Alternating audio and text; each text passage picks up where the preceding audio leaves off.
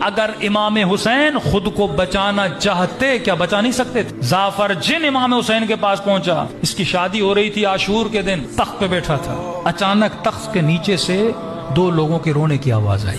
جعفر نے کہا کون ہو جو خوشیوں میں رو رہے ہو؟ دو جن نکلے، کہ سردار ہم آ رہے تھے آپ کی شادی کے لیے، کربلا میں ہم نے دیکھا کہ ہمارے مولا کے بدن پہ زخم لگے ہیں۔ جعفر نے جیسے سنا لشکر کو تیار کیا، فوراً کربلا پہنچا۔ کہتے جب کربلا پہنچا تو جعفر کہتے 4 فرسخ تک انبیاء، ملائک، اجنہ، وہ مخلوق جو نظر آپ کو نہیں آتی وہ کھڑے تھے۔ میں نے کہا میں خود کو مولا تک پہنچاؤں تو کیسے پہنچاؤں؟ کہتا ایسی سوچ میں تھا کہ امام حسین نے وہیں سے آواز دی جعفر حسین کے قریب آ۔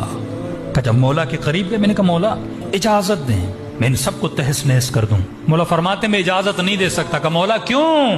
کہ خلاف عدل ہے جعفر، تو ان کو دیکھ رہا ہے وہ تجھے نہیں دیکھ رہے۔ کہ مولا انسانی بھیس میں آ کے کروں گا۔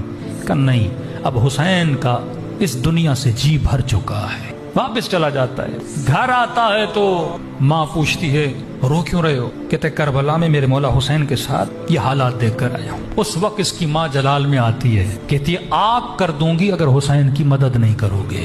کہتے ہیں پھر سارا لشکر ماں کے کہنے پہ کربلا پہنچتا ہے، لیکن جعفر کہتے ہیں اب جب میں پہنچا تو شام غریبہ ہو چکی۔ اگر امام حسین خود کو بچانا چاہتے کیا بچا نہیں سکتے تھے؟ جعفر جن امام حسین کے پاس پہنچا، اس کی شادی ہو رہی تھی عاشور کے دن، تخت پہ بیٹھا تھا، اچانک تخت کے نیچے سے دو لوگوں کے رونے کی آواز آئی۔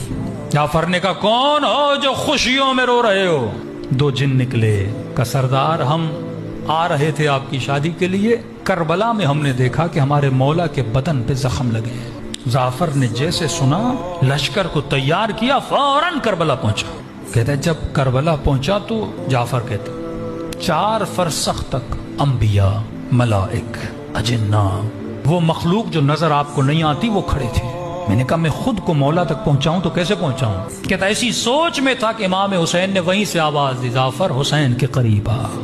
کہ جب مولا کے قریب گئے میں نے کہا مولا اجازت دیں میں ان سب کو تہس نہس کر دوں۔ مولا فرماتے میں اجازت نہیں دے سکتا۔ کہ مولا کیوں؟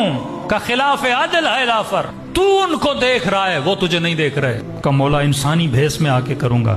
کہ نہیں، اب حسین کا اس دنیا سے جی بھر چکا ہے۔ واپس چلا جاتا ہے، گھر آتا ہے تو ماں پوچھتی ہے رو کیوں رہے ہو؟ کہتے کربلا میں میرے مولا حسین کے ساتھ یہ حالات دیکھ کر آیا ہوں۔ اس وقت اس کی ماں جلال میں آتی ہے، کہتی ہے آگ کر دوں گی اگر حسین کی مدد نہیں کرو گے۔